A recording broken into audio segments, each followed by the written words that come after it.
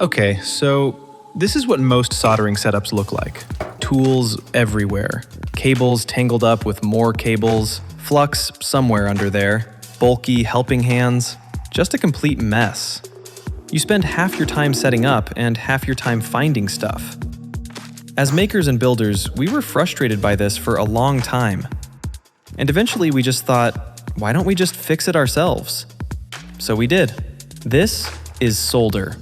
The idea was simple. Everything you need to solder in one kit.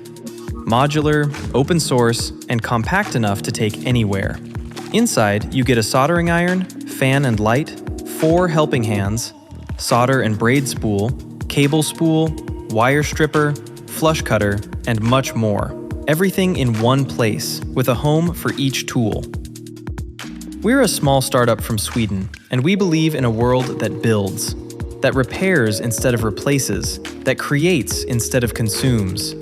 So we built SOLDR for that world. If you want to read more, link is in the description. And if you just want to follow the journey, subscribe. We've got a lot more coming. Keep creating. Much love.